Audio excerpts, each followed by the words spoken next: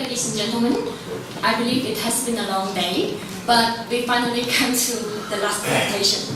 So, not to waste any further time, my topic of the presentation today is on the moral status of the maternal somatic support. But you might have noticed that I put a subtitle saying "Sitting Perspective." So let's go through together to see, to explore this topic. Okay, so first of all, what is maternal somatic support? So maternal somatic support occurs when a pregnant patient is pregnant and her body is kept alive to deliver a fetus. So in October 1992, a young woman died in a car accident. She was 7 weeks pregnant and her fetus appeared to be unhurt. So when this case happened, a decision had to be made, saying, should the mother body be artificially supported in order to give the fetus a chance to give the fetus to live? So there are moral controversy, obviously, and basically it has been two extreme party, and one party pressed the worthiness on the dignity of the dying mothers. And the other party insists the right to life of the unborn child. Or sometimes they say, I myself prefer the word value of life rather than rights, because the concept of rights is quite complicated in some sense. Okay, so the objective of my paper is, I aim to resolve the conflicting point of view in the matter of maternal somatic support, suggesting that the key factor should be placed on the mother-child relationship rather than create a separated clash between the two. So, why I mentioned about branded criteria? Obviously, the case that I mentioned is about branded pregnancy. So there is a criteria in bioethics or the medical guideline. The branded has been the medical criteria to announce one's legal death. But it also comes along with some follow-up problems like organ donations. So, in the case of branded pregnancy, should we regard that the mother donates her wombs to the fetus? While in the case of organ donation, one might indicate one preference, or meaning the donor, he or she can indicate his or her preference. Should we also assume that the mother in the branded pregnancy would willing to save her baby? And what if the mother has no preference at all? Does the exercising somatic support to maintain the life of the fetus morally permissible? Sorry, it's not impermissible, it's permissible. So, basically I mentioned at the moment that there are two parties. One is side with the mothers and the other one is side with the fetus. So, I use this phrase like using the mother as a mean. So when I come through the literature and do the reading part, I organize this argument into a more analytical sense, so it's easier for us to follow. So the central argument against the practice of somatic support in the case of branded pregnancy would go something like this. So you might see that sometimes it's a little bit different, but you can categorize it in these three analytical argument. So it is morally wrong to use one as a mean. The practice of somatic support on the branded pregnancy uses the mother as a mean to the fetus end. Therefore, it is wrong to practice somatic support on branded pregnancy. So, I have to say again, when you read the literature on the branded pregnancy, you will see that a lot of people mention about the dignity of the mother, hoping the mother can die with dignity, blah and blah. But basically, you can just group it in the category of using one as a mean. So, the supporter of the practice of somatic support, basically those side with the fetus, would deny the second premise of the argument at the moment. So, they would say it is on whether or not the mother is merely used as a means to achieve the fetus end. So if you look back or compare to the case in organ donation, the relationship basically occurs between the two unrelated individuals. But in the branded pregnancy case, it's involved the mother and her baby, two people of the same blood. So you might also think about the case of abortion. So here I put a chart for an easier idea to view the issue between these three problems. So you can see that in the abortion, it's also about the mother-child relation. But the difference is that between branded pregnancy and abortion, the mother is present in abortion case, but she's not in the branded pregnancy case. So basically, we can derive some idea from the case of abortion, but not completely, because there are distinctions or differences. Okay, so there's a American philosopher and bioethicist, Nelson. She teaches at University of Michigan, and she came up with a idea of architects and the bee. So basically, Nelson, she's opposed to the famous distinction between the architect and the bee from Karl Marx, that because Karl Marx believed that woman's activity of being pregnant is sought to follow its own preordained pattern that likes the bee, like it's a natural things, naturally occur things. On this common view, the pregnant woman cannot help what she's doing. What she can do is, when she becomes pregnant, she accepts it. So Nelson believed that such picture is false because its persistent both testify to and reinforces social attitude toward women that are demeaning, because human pregnancy is no more purely biological than any other human activity. So obviously she opposed to idea that Marx say pregnancy is like a bee. So Nelson, she proposed that pregnancy now, a woman who get pregnant now is like an architect. So she came up with the kind of, I can view this like a process. Like in the first case, she said, because we are not animal, unlike other type of animal, women often are pregnant or conceiving for a reason. Either he or she want a complete family, either she want a complete family, or either she want a sibling for her children, and either at some extreme case she might want a children in order to donate the bone marrow. So for whatever reason, women are pregnant purposefully. So at the second case, when the woman conceived, the purposiveness continued that the woman create the relationship with the fetus. So some might challenge the case with the case of rape or abortion, but Nelson tells us that if the woman could not find the harmony with the fetus, she can choose to abort. But if, in this case, she realized that she wants the children, so she will inhibit, and she tried to live along with harmony with her baby. And at the third case, pregnancy is a creative and purposeful process through the deliberation in one and the resistance or acceptance in two.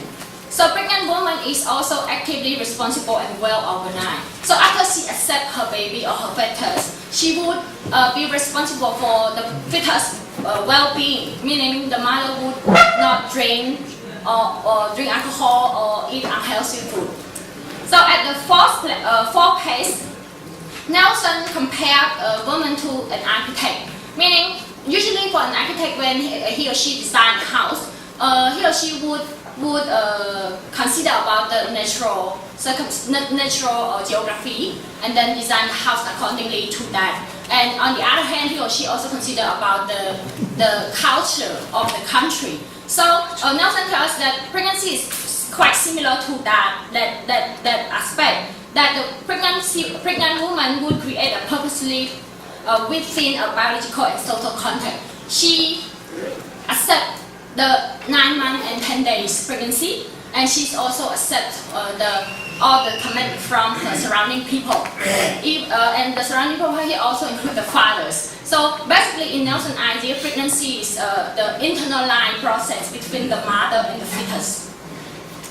So Nelson's conclusion Nelson came to a conclusion that the present and experiences of women before, during, and after pregnancy is a significant factors that signify human element of bringing a baby to term, not barely rely upon mechanical or pharmacological mimicry of what a biological pregnancy should have been. And she summed up that postmortem pregnancy or the last stage pregnancy or is scripty because it exaggerates a form model of pregnancy that it is the image of the woman as passive, as unconscious, as instinctively rather than deliberatively nurturing. But is her argument sound? So according to Nelson, we find that pregnancy is a purposeful planning and accepted process. Secondly, pregnancy is an internalized process between the mother and the child. Yet, Nelson's conclusion is rather tell us that because the mother is absent, the post-mortem pregnancy or any pregnancy that there is no present from the mother should be terminated. So in this sense, the external circumstance, meaning maybe the mother came to a car accident or something, the external circumstance here endanger or bring out the termination of the pregnancy has spoiled all the effort that the mother has built during the past week that she has got pregnant and get along with her fetus. So because the mother is no longer able to make a purposeful decision, does not entail that she does not want the fetus to carry to term. So while Nelson came to her conclusion, we actually have a rather sound conclusion than Nelson, because I believe her conclusion came a little bit weird, because I actually accept her 4 ways of pregnancy, but I disagree with her on the conclusion part. So I believe that as a mother, or not only a mother, when you put all the effort in one thing, you really want to see the result. So the argument on the mother side have finished. So we move through the second, the other part, the value of the fetus life. I have talked about the fact that I prefer the idea of value rather than rights.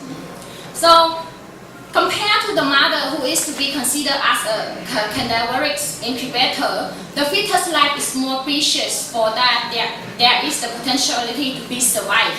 So there's some agreement like this, say being born is better than being unborn or non-existent. So when you see this argument, you would think about Christianity, or you even think about abortion. But I must notice that abortion and branded pregnancy is different. And what is the different part? In abortion, the stage of the fetus is in the early stage.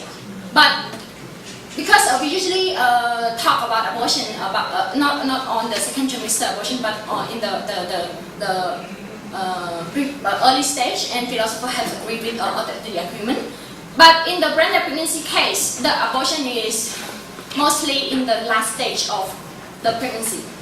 Okay, so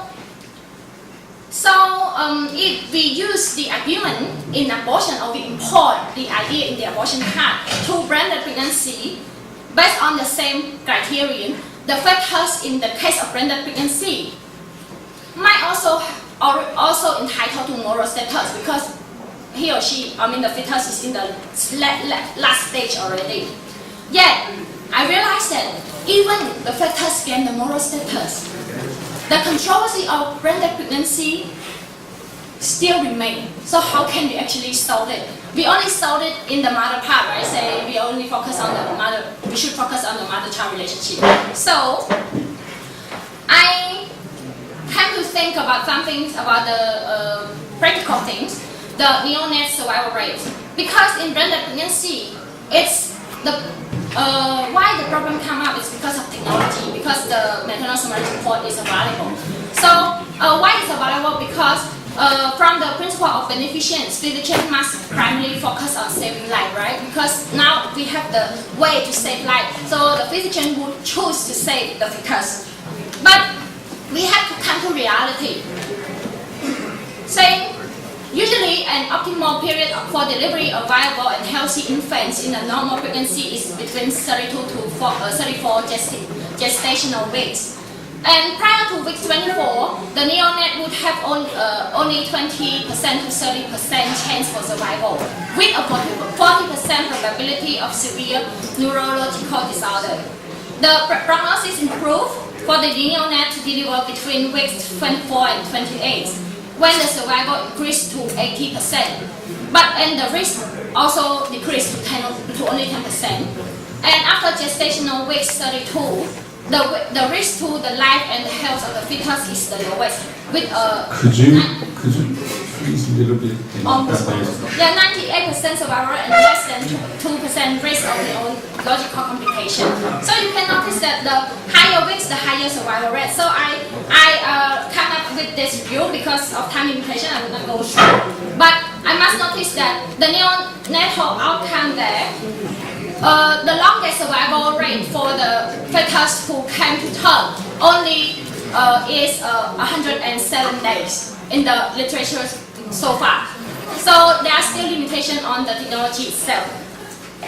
Okay. So in conclusion, the focus that we should focus about or was for discussion, it should be placed on the relationship between the mother and the children, or between the mother fetus, rather than we try to separate these two persons as these two distinct individuals. The previous discussion, the two parties placed largely biased perspective, taking side and overlooking the critical and special component in a mother-child or family relationship. The question is no longer about the woman's dignity, their rights to after death, the fetal rights to life, or whose value of life is more worth than the others. It is rather about how is the medical indication feel about the circumstances, so as how would we shape or shifting our perspective into the right manner. And this is the end of my presentation. Thank you very much. Thank you very much for your interesting presentation. I think you have a question?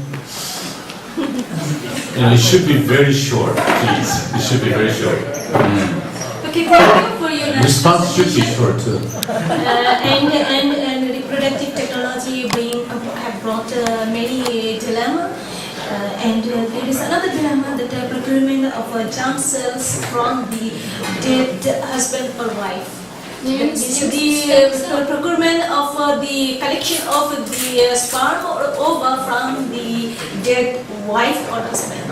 This is another sort of dilemma there. It's happening. But yeah, I know it's happening, but it's not the topic of the presentation. Sorry. Yeah. Actually, I know, but I give the supplement. Oh yeah, I'm aware about that. Thank you very much. I have a question for you, Bunrong. So, for the doctors who try to keep alive a 300-gram fetus, are they unethical because of the very low risk of survival? Or 500 gram even? You mean because the fetus? Because during the delivery, the physicians realized that the neonate is only 500 grams, and he tried to save. yes. So is that an unethical doctor? I think that if the physician would choose to save the neonates, meaning he already professionally using his knowledge, medical knowledge. So if he chooses to do it, meaning he thinks that the fetus might have the chance of better survival. So I rather think in this case we should choose to believe the professionalisms. What say he just wants to be in the record book to have the? What say he just wants to be in the record book to have the lowest weight surviving neonate? Then I think we can have some ethical discussion on the case. But I think because in the case of bran pregnancy or maternal somatic support, we talk about the fetus in the wombs. So it's hard to measure that the fetus is either 300 gram or 500 gram. Yeah. Thank you. Okay, thank you for your presentation. And thank you for all for participating in this session. Thank you very much.